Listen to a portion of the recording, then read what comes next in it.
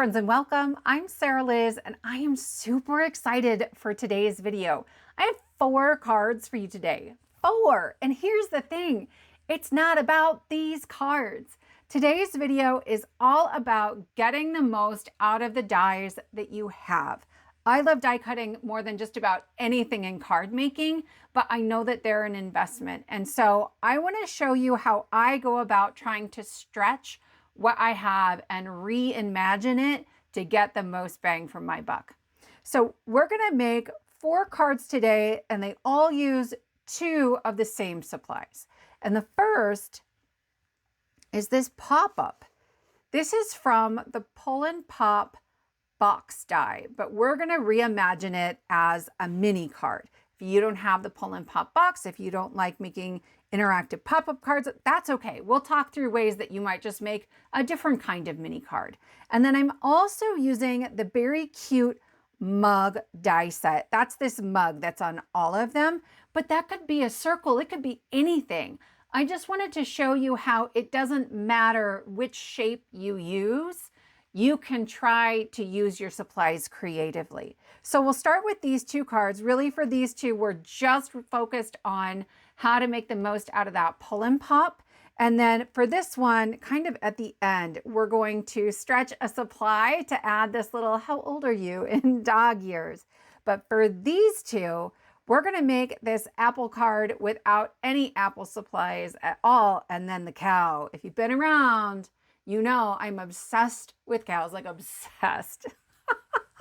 And it's so funny to me. So we are going to make a cow from scratch. I'm going to show you lots of different ways and options that I might have put this together.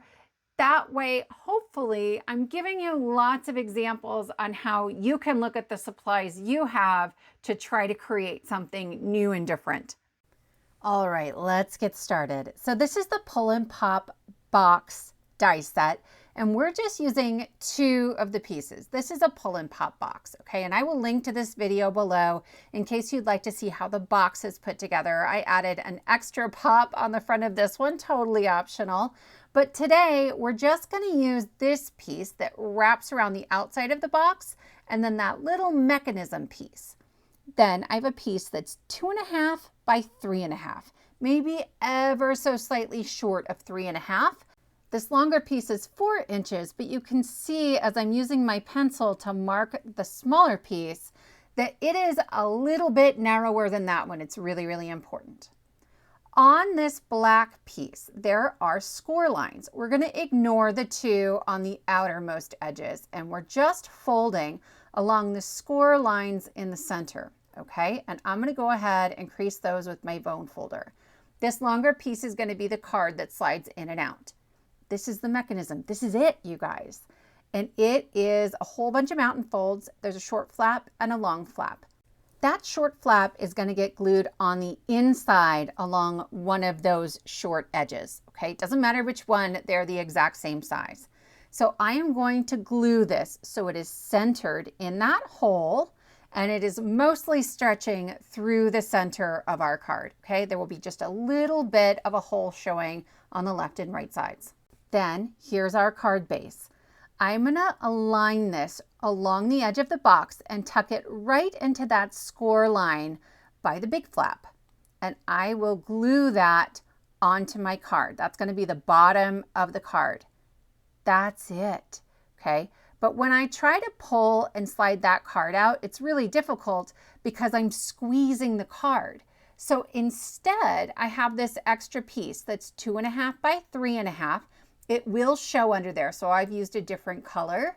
And this is slightly wider than the card. So when I'm holding the box in my hands and I'm trying to hold it steady, I squeeze a little bit. I'm going to be squeezing this bottom piece, the 2.5 by 3.5, and not the card that I'm trying to slide in and out. Okay, it's really important. So I glued one set of flaps over and then the other. They're identical. It doesn't matter. It doesn't fit perfectly because this is meant to wrap around a box, not a card. But while we're going to decorate this a bit on this one, just in case that bothers you, I don't think it's necessary, okay? I do like a little pop of color in the back. You don't always see it right away, and I just think it's a lot of fun. So I have a strip of pattern paper. This was a 6-inch pad, and I think it's about 1.5 inches, okay? And I am gonna glue it to the top first. I'm making sure it doesn't go inside of that cutout rectangle where the pink piece is popping in and out, okay? But it is butting right up against the edge of it. Then I will use my glue, wrap it around, and then I will use a pencil just to mark where I need to cut that. I used my trimmer, but certainly if you have a steady hand with a pair of scissors, you could just trim that off on your own. I always like a finishing detail, and I have tons of strips of cardstock hanging around in my craft room. I actually have a bin full of them. So I'm gonna add a strip of blue right above and below my strip of pattern paper. This is a little more than 1/8 of an inch, but not quite 1/4 inch. And it just happens to be what I had in coordinating colors. I will add my glue, wrap it around, and trim it off. I do want to make sure that glue goes all the way up to the edge of that opening. I just don't want anything to get loose or to catch on anything if we're pulling the card in and out. I don't know about you guys in my house. Cards get handled by small people with big energy and not a lot of coordination sometimes. So I always am sure on something like this where it's interactive to make sure that the edges are glued down really, really well. I'll just clean up that final edge, glue that down, and that is the base of our card. You absolutely could use the rectangle that comes with that pull and pop die set and decorate that instead of doing what we're about to do here. This is the Very Cute mug die set, and the minute I saw it, I lost it a little bit.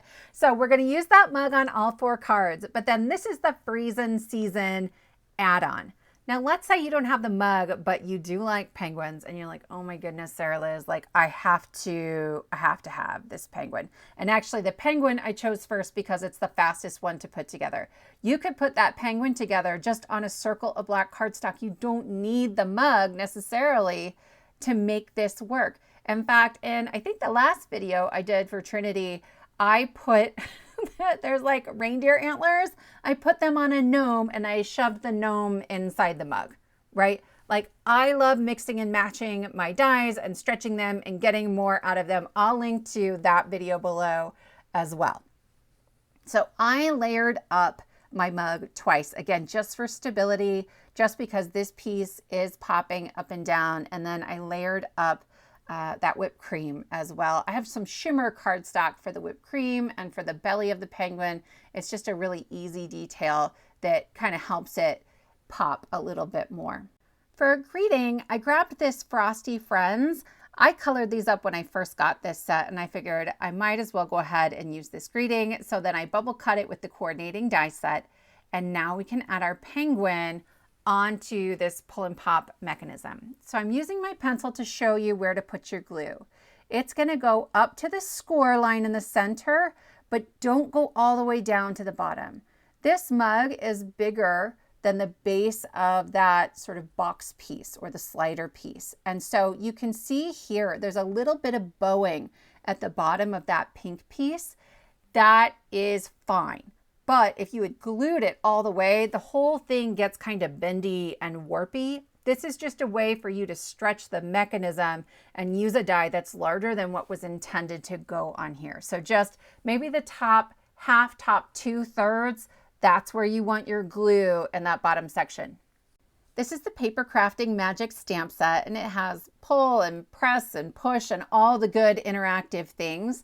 So I'm going to stamp pull onto this pink cardstock, and then I'm going to use the ear from the Very Cute mug to cut that out. It's exactly the same shape as those little pull tabs that you see with all kinds of interactive dies.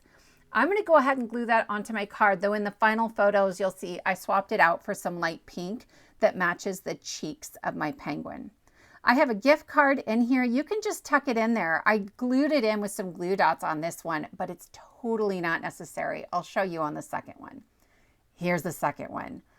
This puppy, my friends, my original thought was just to show you another like really basic, simple way to put this together, but I couldn't help myself once I realized that these were perfect for creating a little speech bubble. So I just tuck the little gift card right underneath there. It stays in, it's not popping out of there. And when you pull, the back of the mechanism pulls that gift card out. I'm going to show you the assembly for the card base one more time, but on the other two, we'll go ahead and skip that because nothing changes after this. So I am just scoring on those two score lines closest to the center opening and then mountain folds all the way on this blue piece. Remember, the short flap is going to get tucked on the inside. A little bit of glue, and then I tap it off on the back of my hand so I don't have glue everywhere except on the back of my hand, and then I center it right down the middle of that opening. Once that's on there, I can go ahead and add my card base. Again, 4 inches long, and it is maybe 1/8 of an inch narrower than 3.5 inches. I'm going to add glue onto that flap and wrap it around so it's going to be underneath that card that's getting pulled in and out of our sleeve. Okay. Then I have one more piece that is 2.5 by 3.5 inches. If you go to add this in here and it's not closing up well, then just go ahead and trim a little sliver off the side. For the second flap, I'm adding glue to the flap, but I'm being careful not to put it all the way into the crease because I don't want it to ooze underneath and then my slider card doesn't slide, okay? There's my mechanism. If you don't want to make a mechanism like this or do a sliding card, then you can absolutely just make maybe a mini shape card, right? If I'm going to go ahead and use that same mug, then I could score it on the left-hand side, right? Not where the handle is, the other side, where card would normally fold, and I would score that about 1/2 inch from the side, maybe 3/8 of an inch if you were feeling daring. Do that on one, cut a second one, okay? Then fold on that score line and add glue only on that little section that you've scored off, and you can create a little shape card.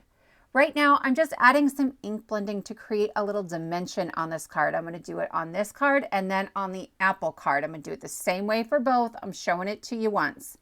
I added a little ink onto these brown pieces as well. These are just parts of the dog, and I wanted a little bit of extra dimension since we had ink blended the mug. I need to add that coffee piece or tea, the inside of it first. I didn't do that the first time around, so you'll notice the backs of some of these pieces are a little torn. I removed them from the first mug, and then I used that mug as my second layer here. I am just lining up the little like patchy piece on the top underneath my coffee, and then his ears, and then don't worry, you didn't miss anything. I just laid all my pieces on there to get the lay of the land, make sure I knew where everything was gonna go. I cut little scraps of white cardstock to go behind the eyes, and then I'm gonna go ahead and start gluing everything down. I will say there's a cat and dog add-on for the mug in addition to the Freezin season. And that cat and dog add-on is one of the best purchases I have ever made because I repurpose these pieces all the time. We're going to use it later on for the cow, and some of those pieces we're going to turn like an eye into a mouth and just repurpose lots of things. There are several different options for eyes, for eyebrows, for mouths between the mug itself and then the cat and dog add-on. Really, really great. So I'm going to go ahead and put my eyes kind of toward the bottom of his little patch and then the eyebrows are right above that. He comes together super quickly. Again, there's a cat in the same die set if you wanted to do that. And there's like a little tail that can go onto the handle of the mug. Really, really cute. I'm going to attach this to our card base the same way I did the first one. I've got my glue right up against that score line, but I brought it about 2/3 of the way down. I did not go all the way to the bottom of that section because I want it to be able to move and bow a little bit in the back, okay? Otherwise, the very bottom of the mug is going to try to crumple things when I open it. This is the Paw Rinse stamp set and coordinating dies that come together, and it's got like a Mother's Day, Father's Day, fur baby kind of set of sentiments, and I'm going to use 2 for the inside. You're the best, for real, and I thought that was going to be my sentiment. I couldn't figure out where else I would put a sentiment that wouldn't cover up his face. In the end, it was 2 days later, I was finishing up the cow card and I was like, oh my goodness, I know exactly where to put it. So we're going to come back to this card, but certainly you could do it just like this. It comes together really quickly. So now we're on card number 3, and this is where we're really going to start trying to get creative with the rest of our dies. I assembled our card base off camera since you've seen that twice now. And I ink blended the mug. I knew I wanted an apple, and I did grab a stem and a leaf from this apple die set, but that's too much like already having an apple. So I thought, what do most people have? I don't know about you, but I got lots of floral sets. This is the Garden Flowers die set, and I cut this little sprig, and I just grabbed one of the leaves. This actually worked better because it's bigger. It fits the proportions better. And then this is the Happy Little Tree Farms die set. You guys, this is one of my all-time favorite Trinity die sets. Like, I can't even. So these are 2 cards that I've made using that set. And I'm going to use one of the tree trunks for the stem of my apple. Certainly, you could just cut a stem. Like, I am not an artist. If I don't draw it first, I can't cut it, and I probably can't draw it. So I am going to do a little trimming here, but certainly I think most of us could handle cutting the stem of an apple. I also want to let you know that Happy Little Tree Farm is on our retirement list over at Trinity. So you can get that for 25% off. I will link to the entire retirement section. There's tons of really great stuff on there. And this one kind of kills me that it's going away. I just love it so much. So I drew a line with my pencil on that tree trunk just to thin it out. And I wanted my angles going in opposite directions. So the stem goes a little bit to the left and the leaf goes a little bit to the right. And that worked really, really well for me. And actually, as I'm looking at this right now, I'm seeing kind of a candle in a mug. That would be a lot of fun here as well. Play around with whatever you have, right? Then I'm going to stack this up. My leaf is too thick now. My apple stem is too thick now, because they're kind of sticking up into no man's land, and I wanted to make sure that they're pretty sturdy. So for this card in particular, you really do need 2 layers of the mug or a circle or whatever you're going to put it on, because you want to sandwich it right in between there. I'm using the Simply Sentimental Teacher die set and coordinating stamp set. I ran it through my die cutting machine with some rip and stick sheet behind it, and I thought I was being really clever. I put an extra piece of cardstock in there to make sure it stayed in the die, so I could just put the die on top of the shadow and all the stickers would go onto the shadow, which works sometimes, and it didn't this time. A couple of them stayed, but not all of them. So I have on the left the backing paper from that ripstick sheet, and that's where I've been putting the letters that kind of fell out along the way. I put them onto my pokey tool, and then I can line them up visually onto the shadow layer, and this is easy enough. I used a piercing tool when I was removing the backing paper from the letters, and then I used that same tool to remove the insides of the letters. Little did I know I was going to want them back in there. So later on, I'm going to recut them and use some glue to add them back in, but you certainly could also add them back in an entirely different color, and I think that would be a lot of fun as well. If you're making teacher cards and you don't have teacher sentiments, there are so many great things you can say to a teacher. Good luck at the beginning of the school year. Congrats at the end of the school year. Celebrate when it's time to start a new school year. I'm a teacher too, and I tell you what, I get really excited for the beginning of the year every year, right? It's about halfway through that I'm like, why was I celebrating again? But at the beginning, you guys, the energy, the excitement, the newness of it all. So you don't have to have a dedicated teacher set. I will say though, the Simply Sentimental never does me wrong. They have them for just about everything. I will link to Simply Sentimental coordinating stamps and dies in general, because I just think that they're really, really clever and you can get a lot of use out of them. So I used some embossing ink to stamp You're an A+, and I added some white embossing powder. I don't know about you guys, but my anti-static powder tool is kind of nuts. Like it goes everywhere. But I like that better than having all kinds of extra embossing powder on there. So to remove it, I just use a soft white eraser. You can get them super, super cheap during back to school right now. And that will take it right off. I'm just gluing those onto my card. You're an A+ teacher. I put it at an angle because the teacher's a little long compared to the width of my card sleeve. And then I will add my glue at the top about 2/3 down, and then I'll add my teacher onto the center. So here's the thing. This one's a little tight.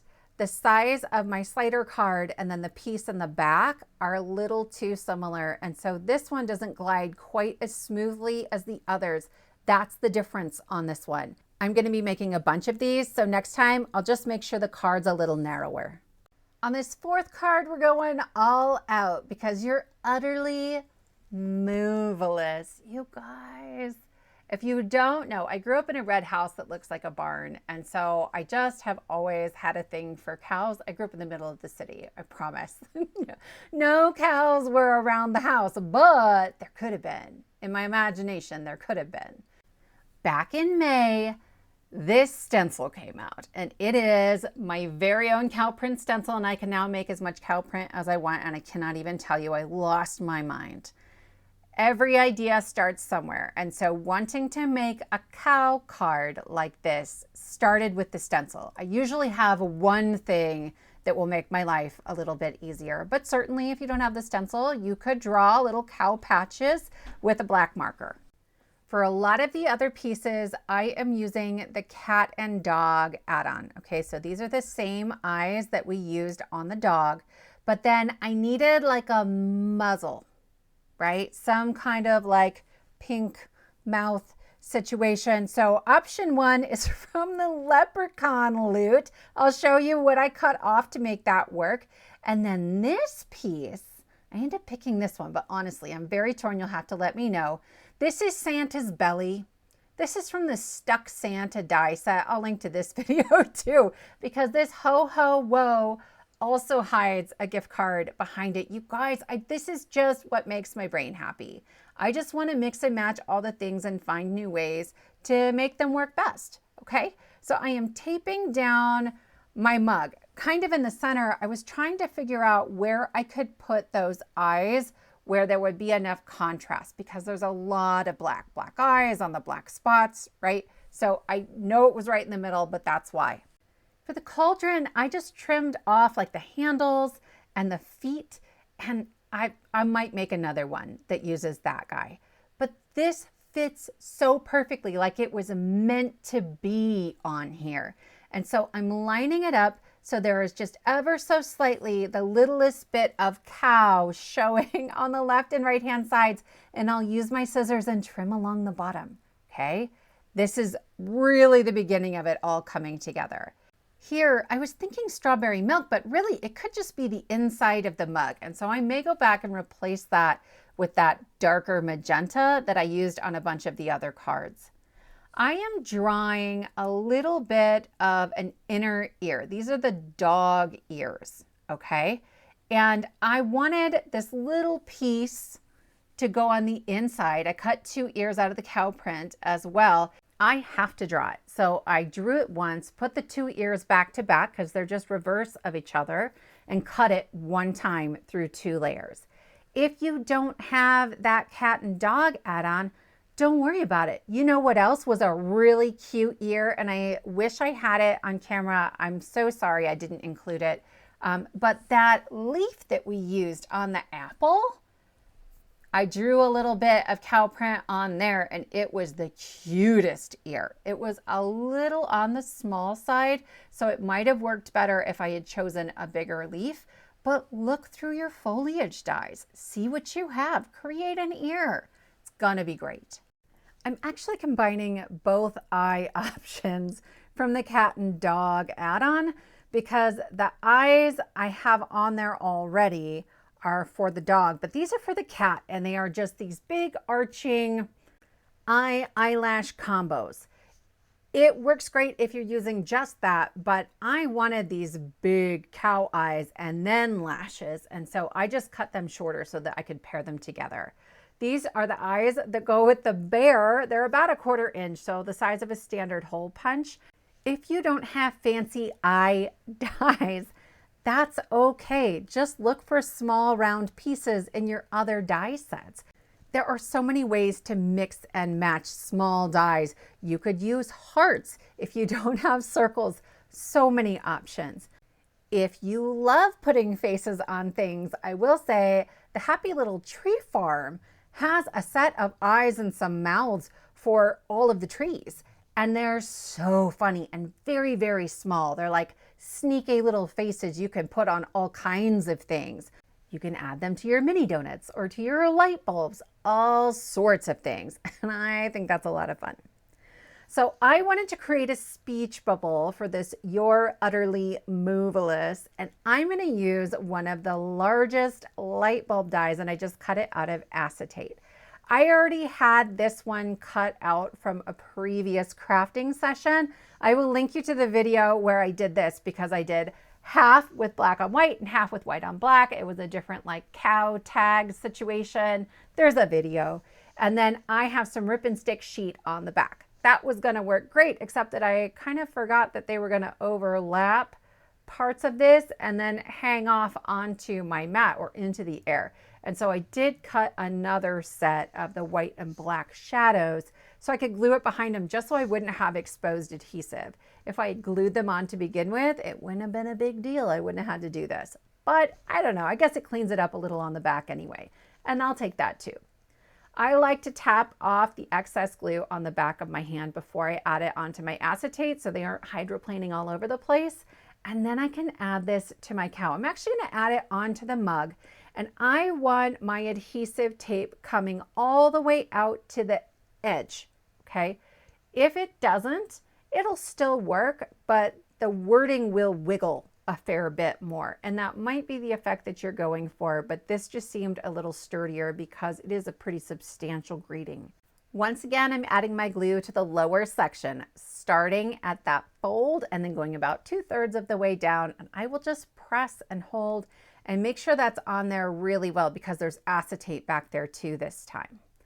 I thought I was done and I sent a picture to my friend Carrie Rhodes and I was like, Carrie, I'm just not entirely happy with it. She's like, it needs a mouth. So here are my mouth options. This one's an eyebrow. And I thought it was so funny with the frowny cow. This is an ear. This one, I trimmed off the bottom of the bear's mouth. So that's the bear's nose. This is the eye for the cat again, but then I just trimmed off the part with the lashes to make it a little bit shorter. And I'm gonna put that a little bit of an angle and we have our sweet, maybe smirking cow. You're utterly moovelous. And I can pull that out. You can tuck a gift card right in there. That mechanism, the pink piece, will pull that forward. It stands up beautifully on display. I was playing with this at the end and I went, the dog needs a speech bubble right there, okay? But I was digging through all my stamps and I just don't have a lot of things that a dog might say.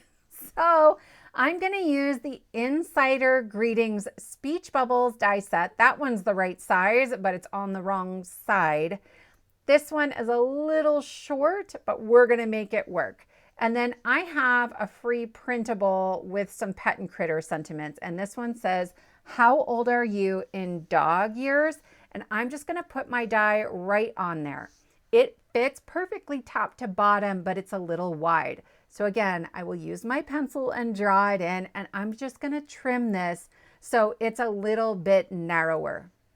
I love that these speech bubbles are really organic. It's not like I'm trying to duplicate a super symmetrical die, and that works really, really well. There is an inner die that you can use as well, but it just was going to make the area a little bit too small for that greeting. I traced this on top of a black one that I die cut out as well because I'm going to sandwich just a strip of acetate in between, right? I used a light bulb for the first one and it's brilliant. I love that as a speech bubble, but not everybody has that. So just use a strip of acetate, right? You can make your own speech bubble. You can stamp anything you want in there. I've used a little bit of double-sided adhesive on the acetate and then wet glue as well. When I glue this in there, because this is already assembled, I need to make sure it's not going to go on that back part of the teal piece. Okay, if I do that, it's going to end up like upside down or wonky. So I am removing my adhesive backing, and I will tuck that all the way in there. I pressed it down and realized this actually was pretty wobbly, right? Because I didn't have adhesive all the way up against the edge of that mug. So I did go back and add one more piece of adhesive. You can see it there, but then that will finish off card number 2. I put my little gift card in there, or in this case, a hotel key that happens to coordinate with Team Teal. Let me know what you think, my friends. We're going to take one last look at all 4 cards. I hope that this inspires you, and I hope I've given you lots of tips and ideas for how you might reimagine the supplies you already have, or at the very least, to show you some of my favorite supplies that can be stretched and repurposed in lots and lots of different ways. I will link to all of the other videos and the supplies in the description box below in case it's helpful. Thank you so much for spending your time with me, and I will see you next time.